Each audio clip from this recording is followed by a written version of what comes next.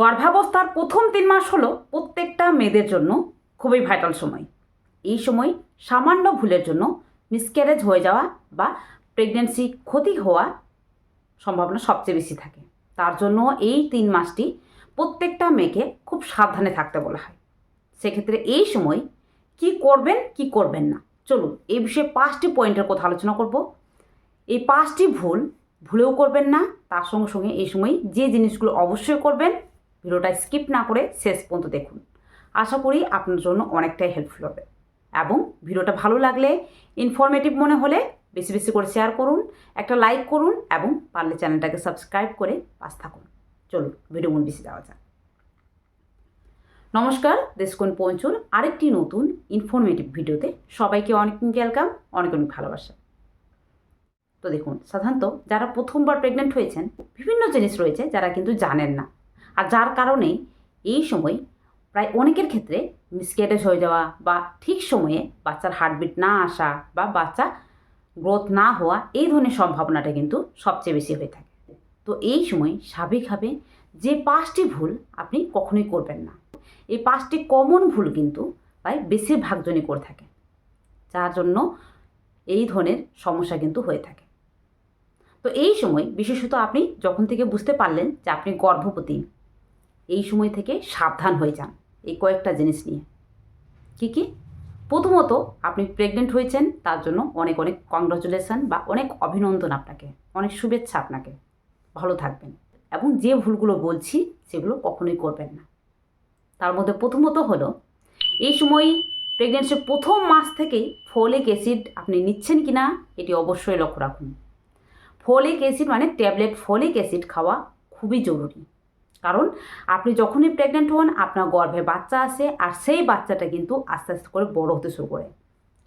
তো এই বাচ্চার মধ্যে যাতে কোনো রকম জন্মগত ত্রুটি না হয়, কোনো রকম ডিফেক্ট যাতে না হয়, ব্রেনের গঠন যাতে ভালো হয়, তার জন্য প্রত্যেকটা গর্ভবতী মাকে প্রেগনেন্সির প্রথম মাস থেকে ফলিক অ্যাসিড খাওয়াটা খুবই জরুরি।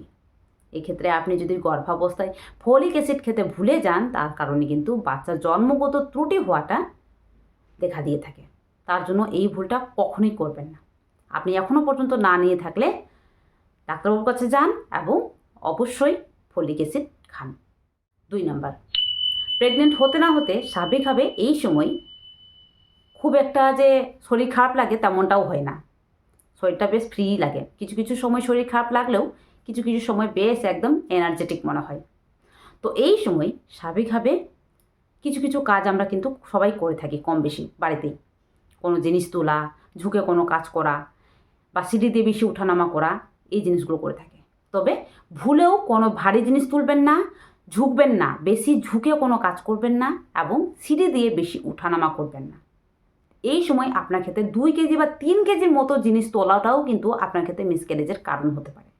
সেক্ষেত্রে ভুলেও কোনো ভারী জিনিস তুলবেন না, ঝুঁকে তো একদমই কোনো কাজ করবেন না এবং এই সময় সিঁড়ি দিয়ে বেশি ওঠানামাটা কিন্তু আপনার মিসক্যারেজের কারণ হতে পারে। কারণ সিঁড়ি দিয়ে যখনই আমরা ওঠানামা করি পেটের উপর চাপ পড়ে, আবার অনেক সময় কিন্তু যেটা হয় যে কেউ যদি জোরে ওঠানামা করে, তার কারণে কিন্তু বাচ্চা যেহেতু গর্ভের মধ্যে ছোট থাকে, যেটা কিন্তু আমাদের জরায়ুর গায়ে হালকাভাবে লেগে থাকে, এই সময় সামান্য আঘাতে, সামান্য কোনো প্রেশারে কিন্তু সেটা বিচ্ছিন্ন হয়ে যেতে পারে। তো এই সময় না জোরে হাঁটাহাঁটি করা, কোনো ভারী জিনিস তোলা, না ঝুঁকে কোনো কাজ করা, না সিঁড়িতে বেশি ওঠানামা করা, এই জিনিসগুলো কিন্তু এড়িয়ে যান।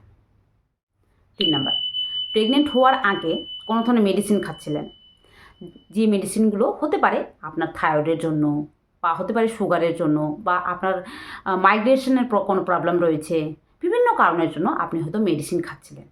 কিন্তু আপনি যখন প্রেগনেন্ট হয়েছেন, এই প্রেগনেন্ট হওয়ার পরে এই মেডিসিনগুলো ভুলেও খাবেন না। এই মেডিসিনগুলো যদি খেতেই হয় তাহলে ডাক্তারবাবু পরামর্শে খাবেন। এই সময় যে কোনো ধরনের মেডিসিন, যেটা কিন্তু আপনার প্রেগন্যান্সি মিসক্যারেজের একটা সবচেয়ে বড় কারণ হতে পারে। কারণ এই সময় সব মেডিসিন কিন্তু আপনার প্রেগন্যান্সিতে অ্যালাউ নেই। এই সময় যে কোনো ধরনের মেডিসিন খেতে হলে, মানে এই সময় প্রায় প্রত্যেকের ক্ষেত্রে খুব বেশি মানে বমি হওয়া, মাথা ঘোরা, মাথা যন্ত্রণা হওয়া বা তার সঙ্গে সঙ্গে হাতে পায়ে ব্যথা হওয়া, হালকা মানে জ্বর অনুভূত হওয়া, এই ধরনের সম্ভাবনা কিন্তু হতেও পারে। সেক্ষেত্রে ভুলেও কোনো ধরনের মেডিসিন খাবেন না। মেডিসিন যদি খুব দরকার হয় তাহলে ডাক্তারবাবুর পরামর্শে খাবেন। কোনো ধরনের মেডিসিন বা যে কোনো ফার্মাসি থেকে আনা মেডিসিন বা যে কোনো ডক্টর থেকে আনা মেডিসিন আপনার প্রেগন্যান্সির জন্য মারাত্মক ক্ষতিকারক। 4 নম্বর, গর্ভাবস্থায় আমরা প্রত্যেকে কিন্তু চা কফি খেতে পছন্দ করি। মানে প্রত্যেকের বাড়িতে 1 থেকে 2 কাপ কিন্তু চা বা কফি আমরা কিন্তু খেয়েই থাকি। বিশেষত শীতকালে কিন্তু এটা বেশি খাওয়া হয়ে থাকে। তবে আপনি যেহেতু প্রেগনেন্ট হয়েছেন, এই সময় থেকে কোনো ধরনের ক্যাফেইন জাতীয় খাবার, বিশেষত কফি খাওয়াটা এড়িয়ে যান। কোনো ধরনের কফি খাবেন না। চা যদি খেতেই হয় সারাদিনে 1 কাপ খাবেন।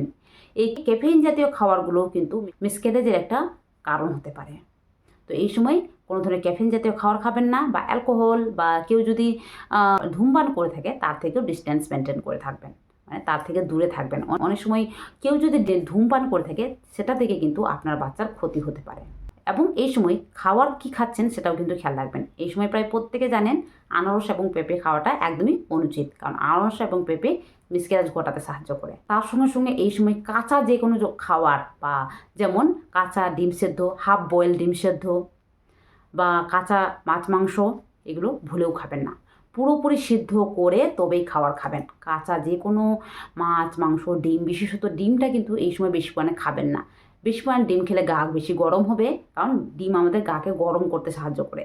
এটাও কিন্তু মিসক্যারেজের একটা কারণ। সেক্ষেত্রে সাধারণত ডিম খেতে প্রেগনেন্সির 3 মাসের পর থেকেই কিন্তু বলা হয়ে থাকে প্রত্যেকটা গর্ভবতী মাকে। প্রথম 3 মাসে খেলে খুব ভালো করে সিদ্ধ করে 1 থেকে 2টো ডিম খাবেন, এর চেয়ে বেশি খাবেন না সারাদিনে। লাস্ট সেটা হলো, এই সময় অনেকে রয়েছেন বিভিন্ন জায়গায় কাজ করেন, মেডিকেলে বা বিভিন্ন জায়গায় সেন্টারে কাজ করে থাকেন। তবে সেখানে যদি কোনো ধরনের এক্সরে বা সিটি স্ক্যান এই ধরনের সুযোগ যদি থাকে, সেখানে ভুলেও যাবেন না। দেখুন, এই সময় অনেকে জানেন না যারা কিন্তু সিটি স্ক্যান এক্সরে এই জায়গাগুলোতে খুব পরিমাণে এক্সপোজিওর পড়ে থাকে। আর এই এক্সপোজিওরটা কিন্তু আপনার বাচ্চার মারাত্মক ক্ষতির কারণ, আপনার বাচ্চার জন্মগত ত্রুটি হওয়ার জন্য সবচেয়ে বড় কারণ। এই সময় ভুলেও কোনো ধরনের সিটি স্ক্যান এক্সরে এই জায়গাগুলোতে যাবেন না। এই জায়গাগুলোতে গেলে আপনার বাচ্চার জন্মগত ত্রুটি হওয়াটা 100% হয়ে যায়। তো অবশ্যই এই জিনিসগুলো খেয়াল রাখবেন। তাছাড়াও এই সময় সাবধানে হাঁটাচলা করুন। যে কোনো ধরনের চিন্তা টেনশন এই সময় আপনার প্রেগনেন্সি মিসক্যারেজের কারণ হতে পারে। সবচেয়ে বড় কথা বলবো, এই সময় ডাক্তারবাবু পরামর্শে থাকবেন। যখনই আপনি জানতে পারলেন যে আপনি প্রেগনেন্ট হয়েছেন, এই সময় প্রথম মাস থেকেই আপনি ডাক্তারবাবু পরামর্শে থাকুন। ডাক্তারবাবু পরামর্শে যা যা রিপোর্ট দিচ্ছেন, মানে প্রেগনেন্সির প্রথম মাসে আপনার থাইরয়েড, সুগার, হিমোগ্লোবিন, এবং তার সঙ্গে সঙ্গে আপনার এই সময় কোনো ধরনের শারীরিক সমস্যা রয়েছে কিনা, এই বিভিন্ন জিনিস টেস্ট করা হয়ে থাকে। তো অবশ্যই এই টেস্টগুলো করুন। একটি আলট্রাসোনোগ্রাফি করুন, বাচ্চা ঠিকঠাক আছে কিনা, বাচ্চার হার্টবিট এসছে কিনা, এই সমস্ত কিছু জানুন। তারপরে প্রেগনেন্সিতে সাবধানে থাকুন এবং সচেতন থাকুন। এই সময় আপনার যে কোনো ধরনের পেটে ব্যথা বা খুব বেশি পরিমাণে মাথা যন্ত্রণা হওয়া, চোখে সাপসাপানো দেখা বা খুব বেশি পরিমাণে বমি হওয়া, যার জন্য আপনি দুর্বল হয়ে পড়ছেন, তার সঙ্গে সঙ্গে এই সময় আপনার যৌনপথ থেকে রক্তক্ষরণ বা সামান্য রক্তপাত দেখলেও দেরি না করে ডাক্তারের কাছে যাবেন। এগুলো সমস্তটাই কিন্তু আপনার মিসক্যারেজের একটি লক্ষণ। এই লক্ষণগুলো কখনোই এড়িয়ে যাবেন না। সঠিক সময় ডাক্তারবাবুর কাছে গেলে ডাক্তারবাবু মেডিসিন দিয়ে কিন্তু এগুলো ঠিক করতে পারেন। আর যদি আপনি লেট করেন তাহলে কিন্তু আপনার বাচ্চার ক্ষতি হওয়ার সম্ভাবনা সবচেয়ে বেশি থাকে। তো অবশ্যই এগুলো খেয়াল রাখবেন। চলুন, আজকে ভিডিওটা এই পর্যন্ত। ভিডিওটা কেমন লাগলো কমেন্ট বক্সে জানাবেন। ভালো লাগলে অবশ্যই বেশি বেশি করে শেয়ার করুন। কোনো রকম প্রশ্ন থাকলে কমেন্ট বক্সে জানাবেন, এবং অবশ্যই চ্যানেলটাকে সাবস্ক্রাইব করে পাশে থাকবেন। চলুন, আজকে এই পর্যন্ত। দেখা হবে আরেকটি নতুন ভিডিওতে। আজকের জন্য টাটা। সবাই ভালো থাকবেন, সুস্থ থাকবেন, সাবধানে থাকবেন।